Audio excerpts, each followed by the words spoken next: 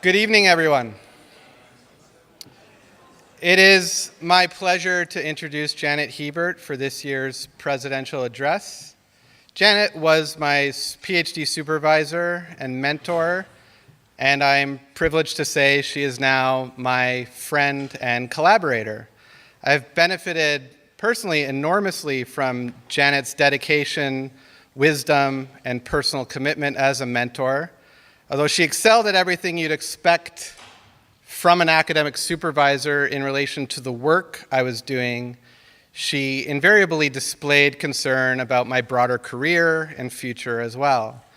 And I emphasize this because this was at a time, a decade and more ago, before the academic job market became a metaphorical Hunger Games. In other words, she helped me prepare for finishing a PhD in the year 2009, without anyone knowing that 2009 would end up being a terrible year to finish a PhD. Those who know Janet will not be surprised to hear that she was the opposite of laissez-faire or apathetic as a supervisor. She simultaneously provided guidance and opinion while granting me the freedom to make my own judgments and decisions. In short, she's the sort of mentor who you can't refuse when she invites you to co-chair the annual meeting of the Canadian Political Science Association. And yes, I would have said no to pretty much anyone else. And of course, perhaps the best thing a mentor can do is inspire by example. Janet is a world-leading expert in the relationship between courts and legislatures, and especially on the impact and role of legislatures and executives in relation to bills of rights. She has studied the parliamentary bills of rights model in Canada, Australia, New Zealand, and the United Kingdom. Her second book, Charter Conflicts, asks, what is Parliament's role under the Canadian Charter of Rights and Freedoms? And at a time when much of the scholarship on the role of courts and the Charter was infused with a normative debate over judicial activism, Janet forged her own path and engaged in a nuanced, qualitative, empirical examination of how Parliament contended with rights issues and court decisions. More recently, in a book co-authored with James Kelly and published by Cambridge University Press, she examines institutional processes in New Zealand and the United Kingdom to empirically assess the ability of Westminster parliaments to serve a rights-protecting role while constraining American-style judicial review. Again, while the comparative literature was debating, somewhat normatively and a little too anecdotally, whether there was or should be a middle ground between judicial supremacy and parliamentary sovereignty, Janet was busy examining how systems and processes under relatively new bills of rights were operating in practice. Perhaps more importantly, I have witnessed firsthand, having known her for nearly 14 years, the evolution in Janet's thinking about these various issues, how, as every academic worthy of the name should be, she has adjusted her views in line with the evidence rather than have stubbornly clung to preconceptions about how things work or ought to work. And this spirit of care, insight, and nuance that infuses Janet's thinking is ever present in her other work, whether that's her first book, Limiting Rights, her analysis of the Charter's Notwithstanding Clause, or her work on elections and rights. She speaks today on the Charter's influence on legislation, political strategizing about risk. Please join me in welcoming Janet Hebert.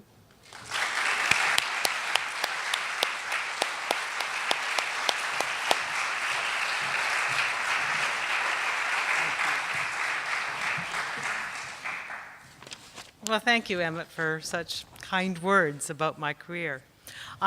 It truly is an honor to be on the stage in the capacity of president of our association. So, bienvenue à Regina. Today we have the privilege of meeting on Cree territory, Treaty 4. Tonse Anots Nimio Tota Goen Kita. The title of my address is the Charter's influence on legislation, political strategizing about risk. Well, most assessments of bills of rights analyze jurisprudence. This judicial focus is helpful to account for whether courts interpret rights robustly when determining constraints on state actors, which legislative objectives have been overturned, and if judicial review facilitates or undermines particular groups' abilities to use litigation as a strategy for reform. However, my research on Canada and on other Westminster systems that have bills of rights has, as Emmett said, a decidedly legislative focus. Now, for those tempted to dismiss Parliament when reviewing the significance of a Bill of Rights as unimportant, isn't the action where courts are, or worse, boring? As dry, for example, as, desiccated coconut. I think they're wrong, and my mission today is to explain why. However important a court orientation is, it doesn't explain whether, how, or why a Bill of Rights influences legislative behavior or political strategizing. Yet these are important issues both for empirical and normative reasons. In Canada, only a fraction of the legislation Parliament enacts will ever be litigated. And thus, as a practical matter, Parliament has the final say on the legal validity of the majority of legislation passed, regardless of whether charter rights are engaged. Thus, to ignore the relationship between the charter and legislative behavior risks exaggerating the charter's influence on legislation. It also encourages the misleading impression that if legislation violates rights, it will necessarily be litigated or remedied. Normative reasons also justify knowing how political actors engage with the charter. If government and Parliament adopt a cavalier attitude about the legitimacy of charter constraints, this offloads responsibility to citizens to protect their rights and also undermines the moral importance of governing in a manner that respects constitutional norms. What should never be forgotten, yet so often is that no Bill of Rights is self-enforcing. For this reason, Alexander Hamilton's prescient observation in Federalist No. 78 is as relevant today as it was in 1788, that because the judiciary has no influence over either the sword or the purse, it has merely judgment, and thus must depend upon the aid of the executive arm for the efficacy of its judgment. Well, this brings me to the subject of this address: the relationship between the Charter of Rights and Freedoms and legislative decision-making in the federal parliament. Little is known about how or why the Charter affects how government conceives or pursues its legislative agenda. Political and academic discourses often refer to charter-proofing, while conservative politicians frequently blame the Charter for hindering Parliament's ability to pass legislation that is claimed as representing the public interest. Both this metaphor and complaint give the impression that the Charter imposes substantial constraints on legislation, as if judges were looking over the shoulders of legislative decision-makers, and hence legislation and decision-makers consciously anticipate judicial review and incorporate judicial norms as a defensive mechanism. But is this accurate? Today I'm asking the following questions. Does apprehension of charter litigation drive legislative choices? How does the prospect of judicial review influence government's political strategies? And what form do these strategies take? For example, do they prioritize compliance with judicial charter rulings? And if not, why not? My research relies on interviews with government lawyers who evaluate proposed legislation and advise on ways to reduce the risk of judicial invalidation, and also on analysis of Department of Justice guidelines, government documents, and legislative proceedings. Before addressing these questions, though, I want to discuss briefly the political path forged for adopting the Charter, because two measures taken to appease provincial objections to the Charter have had a significant influence on legislative behavior. Canada, like other Westminster systems, had long rejected adopting a Bill of Rights. Apart from the belief that a Bill of Rights was neither necessary nor prudent, a significant reason for this rejection was the assumption that a Bill of Rights contradicts the principle of parliamentary supremacy that we inherited from Britain. The expectation was that a Bill of Rights would require a judicial power to declare inconsistent legislation invalid. However, this raises the following challenge. How can Parliament have the final legal authority for legislation if a court effectively has a veto? Although parliamentary supremacy was never absolute in Canada, owing initially to our colonial status and also to federalism's division of powers, historically, Canada's constitutional principles lacked an expectation or authorization for courts to review legislation for consistency with rights or provide remedies if rights were infringed. In 1967, Pierre Trudeau initiated what would become a 15-year campaign to adopt a constitutional Bill of Rights giving courts authority to set aside inconsistent legislation, and by implication, replace the principle of parliamentary supremacy with that of constitutional supremacy. Trudeau's primary intent was to promote a pan-Canadian identity that would transcend provincial, and in particular, Quebecois identities.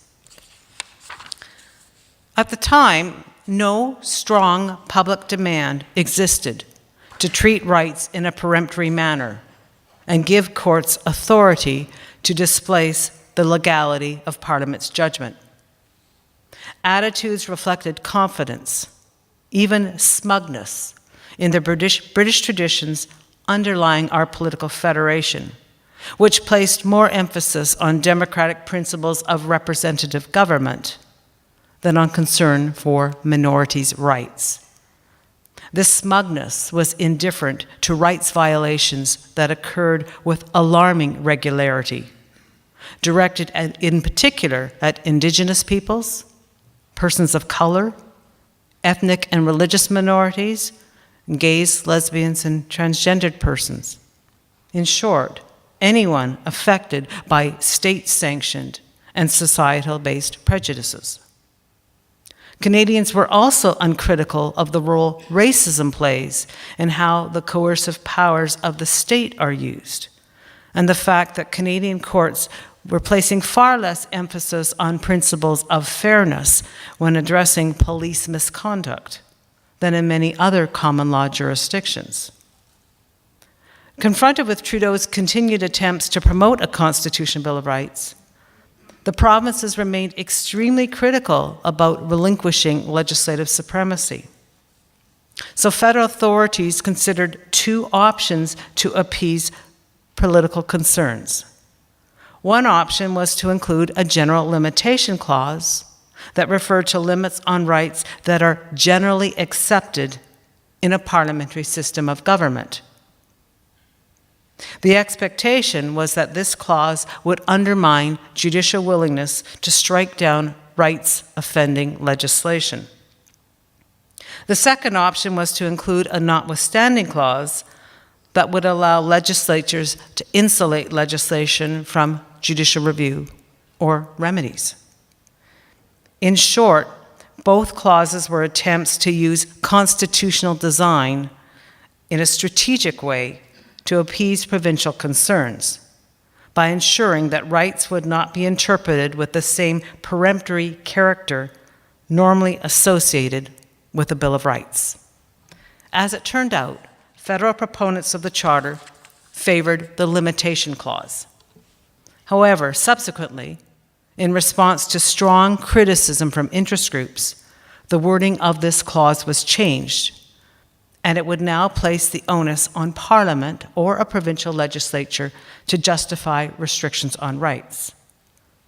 In the subsequent political negotiations that deliberately excluded Quebec, an agreement was reached to accept the Charter subject to the notwithstanding clause. And this allows legislatures to preempt judicial review or set aside the effects of a judicial ruling for most sections of the Charter on a temporary but renewable basis.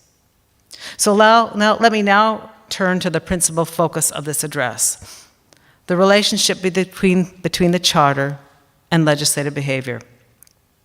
Well, comparative research suggests varying outcomes on this issue of whether and how a Bill of Rights influences legislative decision-making.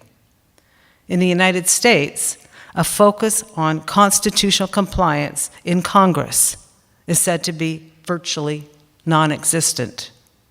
And this is not particularly surprising.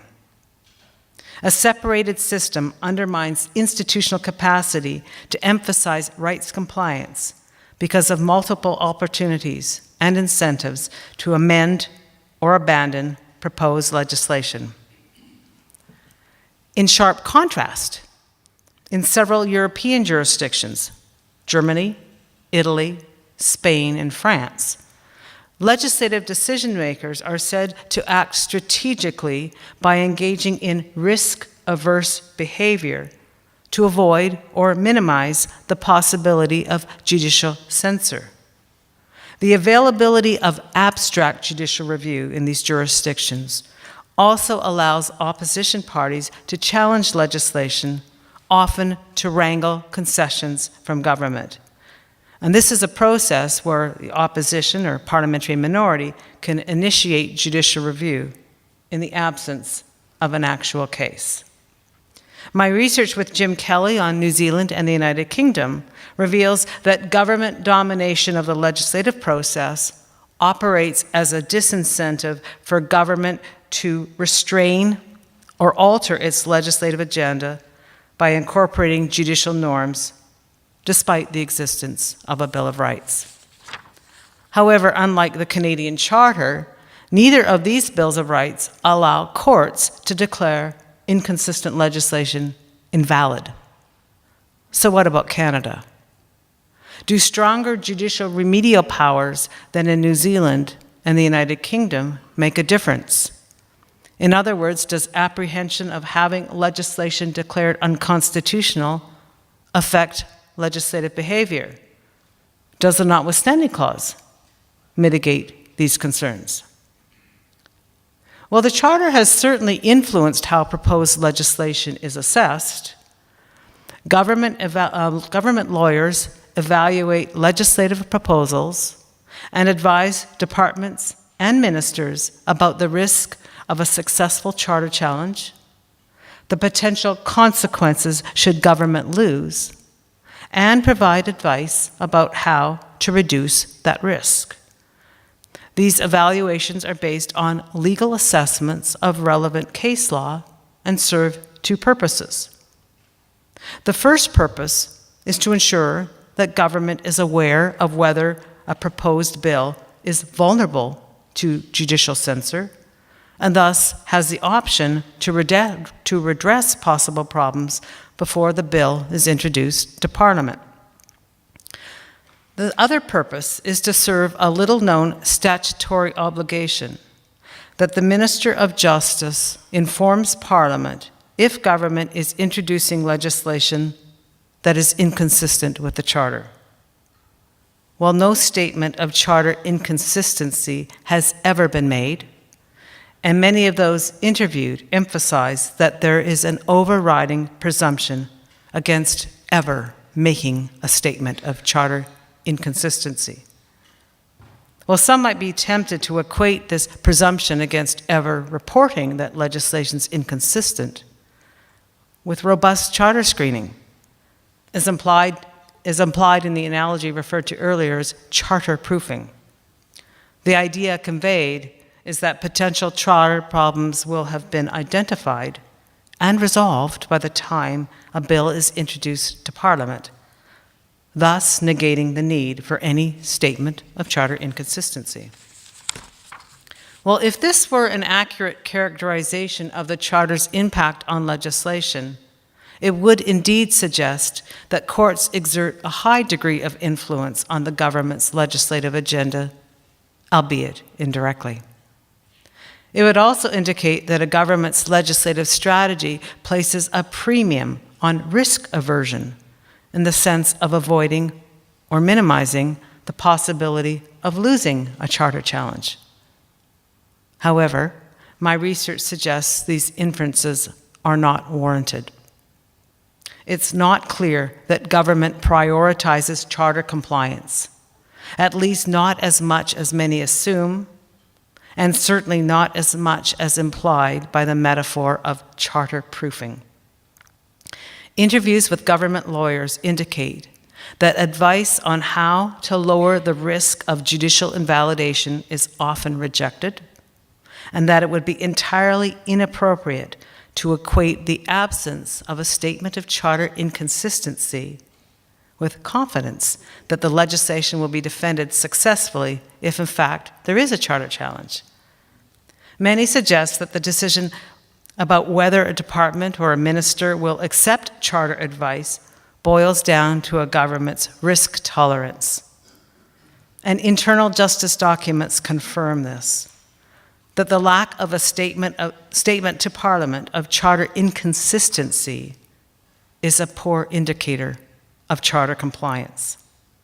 They indicate that even if a bill is identified as having a relatively slim chance of surviving a charter challenge, it is not deemed necessary to engage this statutory obligation to inform Parliament that the legislation is inconsistent with the Charter.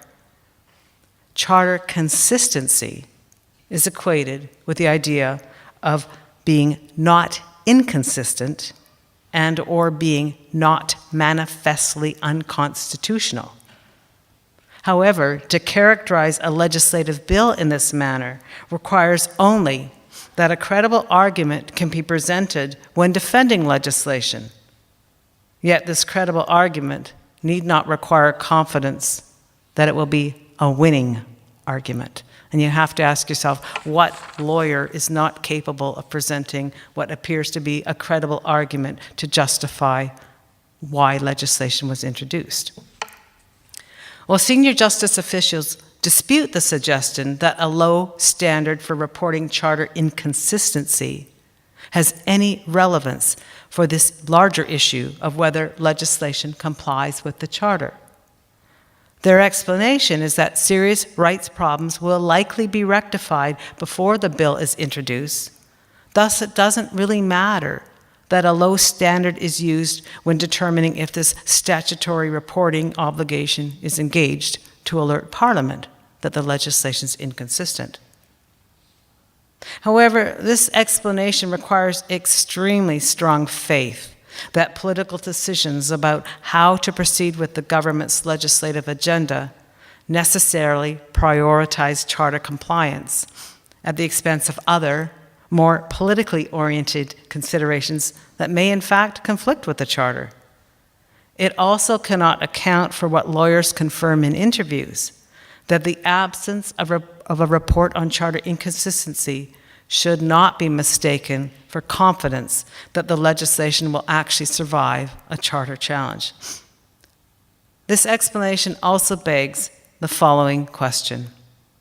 If government behavior is characterized by good faith intent to comply with the Charter, why is it necessary to have such a low standard for determining charter consistency, at least for statutory reporting purposes.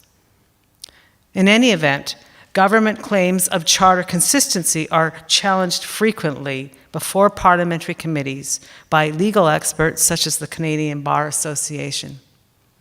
And these claims of charter consistency are also rejected by the Supreme Court of Canada more often than one would expect, if, in fact, legislative processes emphasize good faith attempts to ensure that legislation complies with charter norms, at least as interpreted by the court. The federal government has failed to defend legislation for charter breaches before the Supreme Court on more than 50 occasions. However, the number of losses almost certainly underestimates legislative inconsistency because, as mentioned earlier, only a fraction of the legislation Parliament passes is actually subject to litigation, and even a smaller portion will ever be reviewed by the Supreme Court. Well, government responses to the Charter raise the following puzzle. If government has the resources to minimize the threat that its legislative agenda won't survive a charter challenge, why isn't more emphasis placed on risk aversion as the preferred political and legislative strategy? And I want to suggest a 5-part explanation to this puzzle. The first, Westminster factors. The Charter has not undermined the basic dynamics of how a Westminster system operates. Government continues to dominate legislative proceedings, introduces legislation at an advanced stage of development, and relies on party discipline to overcome opposition attempts to amend bills or defeat the government's agenda, particularly in those frequent situations where government has an electoral majority. Moreover, opposition political leaders have shown very little interest in focusing on charter compliance in their perennial attempts to demonstrate why their party should be viewed as the best alternative to government. That Parliament has not played a prominent role addressing perceived charter problems undermines the government's incentive to emphasize charter compliance. If so doing distorts its preferred legislative agenda. Second, political objectives. The Charter hasn't fundamentally altered the prime political objective of the party in government, which is to pass its preferred legislative agenda with minimal changes. Substantial amendments are generally unwelcomed by government leaders. Not only do these place at risk compromises achieved within and beyond caucus, they can also delay passage of the bill and distort the timetable of an already crowded parliamentary calendar. Reinforcing government resistance to amendments is the temptation to portray forced concessions as a loss for government, both within Parliament and in the media. For any students of political parties in Parliament, it should not come as a surprise that government leaders will resist altering their preferred legislative agenda if they believe that the legislation serves the public interest, will promote their party's political and electoral fortunes, and if government has the power to pass legislation, as it generally does in Canada. Third, short-term versus long-term considerations. Passing the government's preferred legislative agenda involves relatively short-term strategies that garner far more political interest than longer-term concerns of how legislation will fare if litigated. Charter litigation is expensive, and there is no guarantee that legislation will be challenged even if it violates rights. In any event, the fact that government can outspend its challengers and exhaust appeal options means that it could be several years before the Supreme Court has ruled on the issue. This gives the party in government a long time in political terms to exploit its legislative accomplishments. Even if the legislation is ultimately declared unconstitutional, and assuming the party in government that introduced the legislation is still in office, political strategists can spin a loss to blame the court for changing Parliament's intent. In short, if government loses, the need to consider legislative remedies is a very distant concern. This usually means after the next election has occurred. Fourth, the political significance of the general limitation clause of Section 1 and the notwithstanding clause of Section 33. As discussed earlier, both clauses were conceived as a strategic way to overcome provincial objections to the Charter. Both have functioned to discourage giving priority to preemptive attempts to ensure that legislation complies with relevant jurisprudence. The notwithstanding clause was first used in an omnibus fashion by Quebec to protest the constitutional changes agreed to in 1982 without Quebec's consent. And it's subsequently been used on 16 other occasions by Quebec, Alberta, Saskatchewan, and the Yukon. Most of these early uses of the notwithstanding clause occurred as a form of risk aversion, by invoking this power in a preemptive manner to insulate legislation from uncertainty of how the court would rule, usually on equality rights or on Section 1, the limitations clause.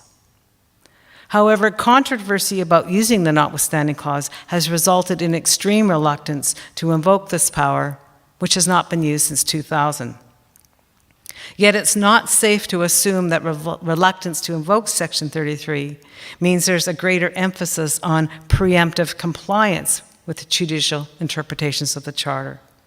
Governments have merely altered their political strategies and now rely exclusively on Section 1 arguments to try and convince the court that the legislation is a reasonable limit on a right, even if the chances of succeeding are relatively slim. In other words, they've changed their strategy from preemptive risk aversion to a greater willingness to engage in risk-taking behavior. And the court's interpretation of the limitation clause in Section 1 facilitates, even encourages this kind of risk-taking behavior. The court rarely rules that legislative objectives themselves are invalid, and focuses most of its attention on whether the way rights are restricted is reasonable. For example, is the intrusion minimal? Or is the legislative scheme rational in terms of how it purports to achieve its objectives? Consequently, the court has not defined a no-go area to clarify that certain legislative objectives are constitutionally out of bounds. This judicial approach makes it easier for government to plausibly argue that legislation represents a valid or reasonable limit on a right.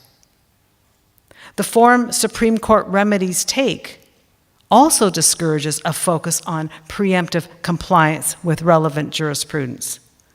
When ruling against government, the court usually suspends the declaration of invalidity for 12 to 18 months, instead of declaring immediately that the legislation is invalid.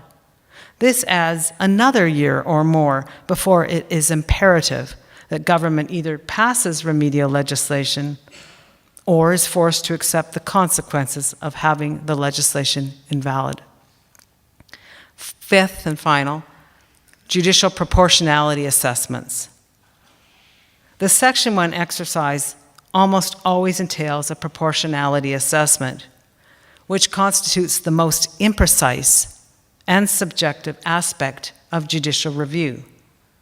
This often involves judges speculating on whether a hypothetical option exists that is less restrictive or more rational than the legislation that has been challenged.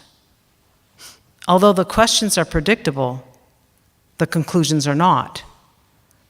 While in light of uncertainty forecasting judicial outcomes on this critical element of charter review, and since politicians are fixated on short-term consequences, it's hardly a surprise that government may be reluctant to abandon a strongly held policy preference. Why strive for preemptive compliance with the court's interpretation of the Charter if so doing alters the government's preferred legislative approach, and if uncertain about whether the revised position would actually satisfy the court?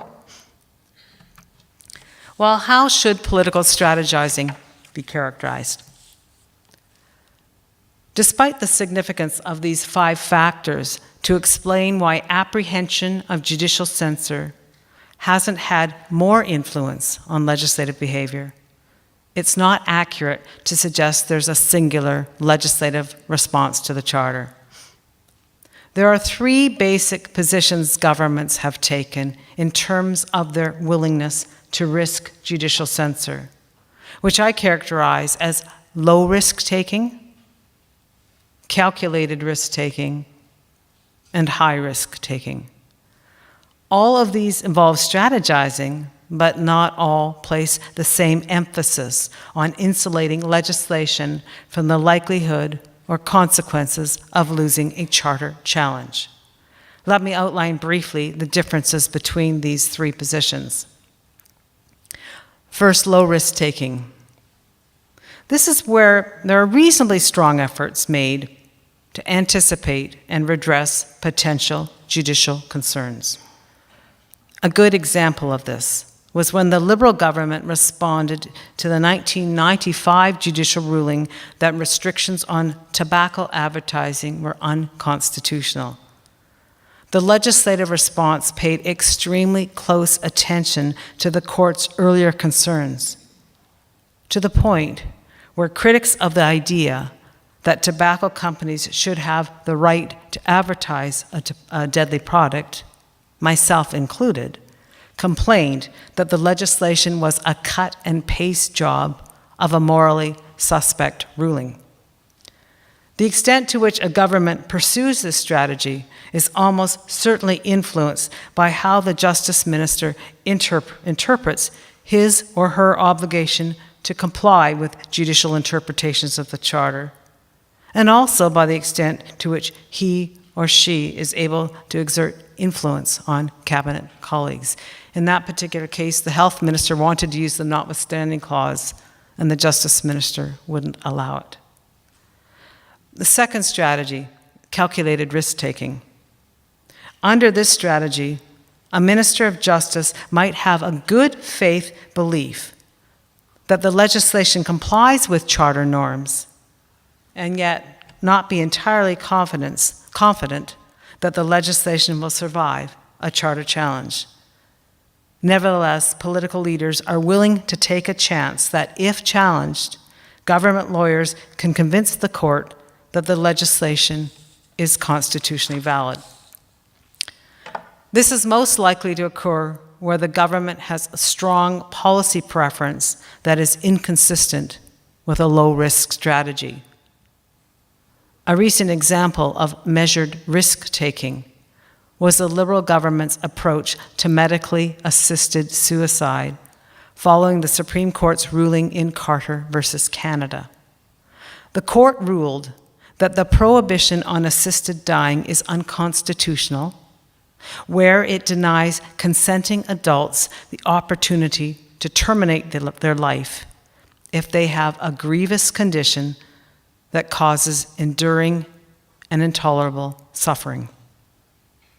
The government's legislative reply was much more restrictive and only allowed assistance in dying for those with a medical condition resulting in foreseeable death. The government's response reveals interesting insights into its strategic considerations. The government took the position that Parliament has a legitimate role to play in resolving what they consider to be a moral issue, even if its position differs from the court's. The government had a strong policy preference for a more limited scope to assisted suicide, no doubt influenced by interventions received on this issue. The contested nature of public opinion reinforced the government's willingness to deviate from the court's suggestions. And a significant factor contributing to this willingness to differ from the court's position was the court's indication that when reviewing Parliament's response, it would be deferential. The third category of strategizing can be characterized as high risk-taking, where government is intent on proceeding with legislation despite almost certainly having been forewarned that the legislation is extremely vulnerable to a successful charter challenge. Arguably, significant elements of the Harper government's tough-on-crime legislation falls within this category, such as a number of new mandatory minimum sentences that reduce judicial discretion, as well as the 3 strikes you're out policy, where anyone convicted a third time for a designated offense would have the burden of proof to demonstrate that he or she is not a dangerous offender. It's difficult to imagine that government lawyers did not make clear that many of these measures are highly vulnerable to judicial invalidation. In any event, once before Parliament, the Canadian Bar Association and other legal experts argued forcefully that many aspects of the legislation would not likely survive judicial review. As it turned out, key elements of the government's criminal law policies have been declared unconstitutional. The following factors contributed to the government's willingness to knowingly pass high-risk legislation. The subject matter was a core commitment of the Conservative Party. Public opinion was not on the side of the potential charter claimant. Opposition parties were constrained by their reluctance to be portrayed as soft on crime or to trigger an election following the government's threat to turn this into a confidence issue, which they did when in minority. Any need to redress a negative court ruling would not occur for several years. Even if ultimately unsuccessful, the Conservative Party could blame the court and frame the issue as courts putting the rights of criminals ahead of public safety. And the Conservative Party's base is not enthusiastic about the charter, particularly the procedural protections offered to those accused of breaking the law, where these constrain the coercive powers of the state. So let me conclude. When studying how the introduction of a constitutional Bill of Rights impacts on a mature parliamentary system such as Canada, it's tempting to frame the research question as how does the Charter change legislative decision-making? However, given the dynamics of Canadian legislative decision-making, the more appropriate question is how does the Westminster system impact on legislative behavior under the Charter? This is a conclusion that Jim Kelly and I also reached in our research on New Zealand and the UK. Notwithstanding a judicial power to declare rights-offending legislation invalid, the Charter has not fundamentally altered the basic dynamics or power relationships of our Westminster system, where government continues to dominate Parliament and incurs relatively weak pressures to amend legislation. Thus, it should hardly come as a surprise that the government is reluctant to abandon it or alter its preferred legislative agenda so as to emphasize compliance with judicial charter norms, particularly if it has the political power to enact this and does not have to address the consequences of losing for many years. This doesn't mean that the Charter does not encourage political strategizing. However, strategizing emphasizes shorter-term political interests than longer-term considerations of whether or not legislation will survive a Charter challenge. In closing, I encourage future research to account for why government has taken the specific approach it has across its entire legislative agenda. This requires examining the interplay of partisan, ideological, and strategic factors, as well as the salience of charter compliance in public opinion, and how this varies depending on the issue. Also on the research agenda should be whether a fundamental difference exists between parties on similar issues, or between a government's position when developing legislation as distinct from responding to a negative judicial ruling. Thank you. Merci. Ekosi. Hi hi.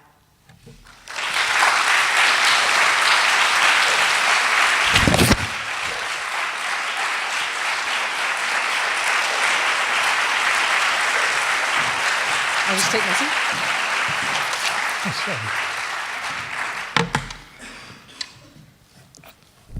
My name is Jonathan Rose, and I have the privilege of teaching with Janet at Queen's.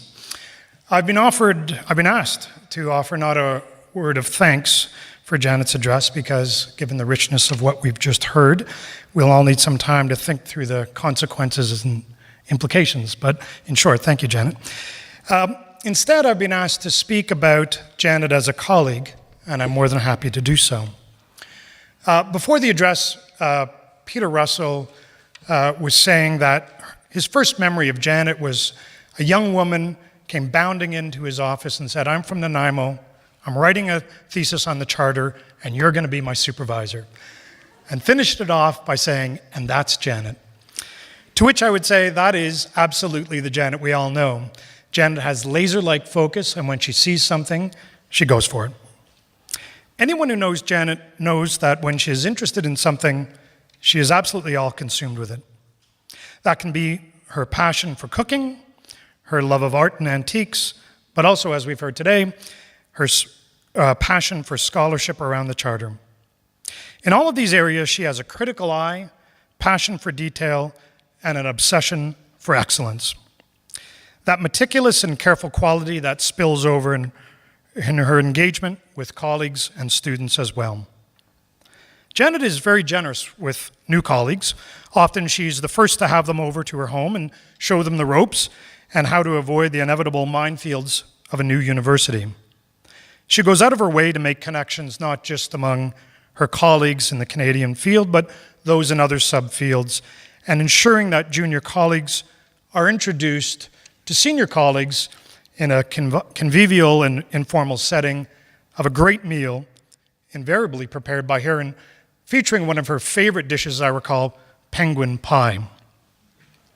She is the glue, also, that keeps many emeritus professors connected to the department, often holding meals with people like John Meisel and the late Ron Watts. I've always thought, Janet, that this was your way of ensuring intellectual continuity from those who have left their mark and those who are about to leave their mark. It really recognizes that a university department is a vital community that needs nourishment and care, and she provides both literally and metaphorically. Graduate students also speak about her ability to motivate, engage, and mentor them, as Emmett mentioned. As the first female head of the department, she is seen as a champion for women in the discipline. One of her students said that, quote, "I've learned that when you're in academia, scholarship is only one of the many things you do. What I see in Janet is that she does everything well." Another spoke of speedy responses to drafts of chapters or messages sent at all hours of the night, and always with, quote, "thoughtful and super helpful responses." A good supervisor, like a good colleague, is much more than that. As one of her PhD students commented to me, she has a knack for knowing when to push and when to step back. And as a parent, this is something I need to learn. Others have talked about her commitment to integrating Indigenous scholarship in the Canadian politics field and in our curriculum generally. And I think that speaks to evidence of her intellectual openness and her ability to see things in new lights. So in conclusion, I want to thank you, Janet, for your address today. I want to thank you for your service to our discipline, and most importantly, I want to thank you for your friendship over the years. Please join me in thanking Janet Hebert.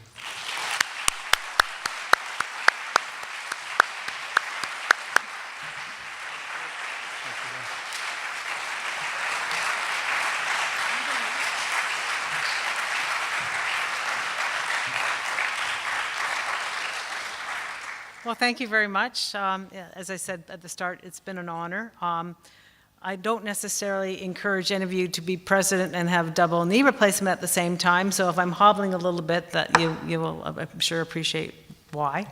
I'm not sure how to give you directions of where to go for the reception here, but there's alcohol, and I'd like to join you there. So hopefully somebody will lead the way, and thank you for coming to Regina.